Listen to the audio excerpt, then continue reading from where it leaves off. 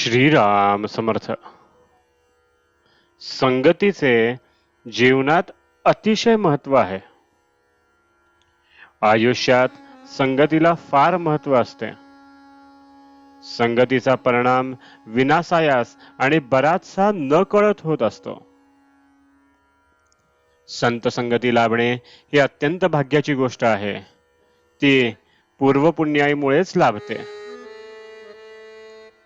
ज्याच्याशी आपण संगत करावी त्याचे गुणधर्म आपल्याला येऊन चिकटतात हे आपण पाहतो.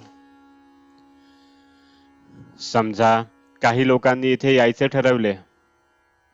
एकाने विचार केला की आपण पायीच जाऊ, दुसरा बैलगाडीने निघाला, तिसऱ्याने आगगाडीने प्रवास केला, तर चौथा मोटारने आला.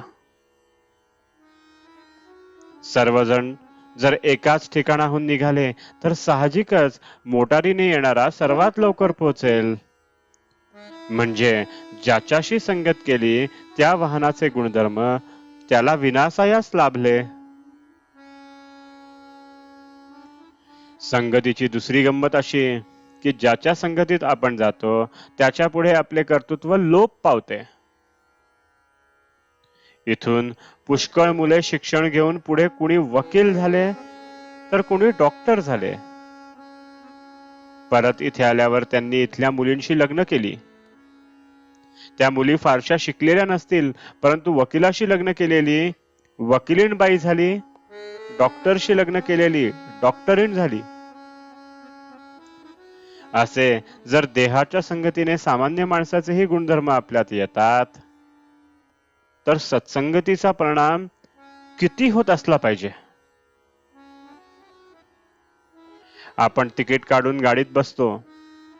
आपल्या शेजारी कोण येऊन बसेल ते आपल्या हाती नसते. तो विडी ओढणारा असला आणि आपल्याला धूर सहन होत नसला तरी नाईलाजाने तिथेच बसावे लागते.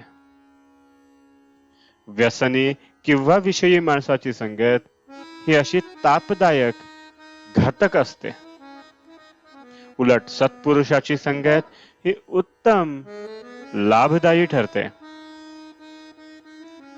सत्संगतीपासून सद्वासना आणि सद्विचार प्राप्त होतात. एखादा साधू बैरागी असेल, झाडाखाली बसला असेल, तो स्वतः उपाशी असेल तर त्याच्याकडे येणारी मंडळीही उपाशी राहतील. समर्थांकडे कुणी गेला तर ते म्हणतील, मी भिक्षेची झोळी घेतो, तूही घे. दोघेही भिक्षा मागून आणू आणि जे मिळेल ते शिजवून खाऊ. पण संत गृहस्थाश्रमी असेल तर आपल्याकडे येणाराला तो वाटेल ते करून खायला घालील.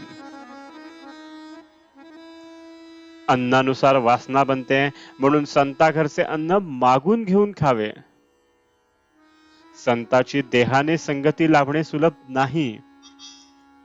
तो राहत असेल तिथून आपण लांब राहत असू आणि जवळ राहत असतो तरी प्रपंच कामधंद्यामुळे 24 तासात त्याच्या सान्निध्यात कितीसे राहता येणार.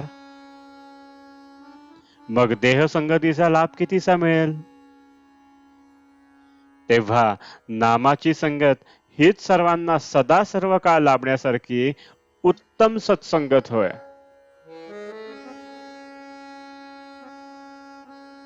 आजचे बोधवचन: परमार्थ साधण्यास सत्संगती फारच उपयोगी पडते. जानकी जीवन स्मरण. जय जय राम.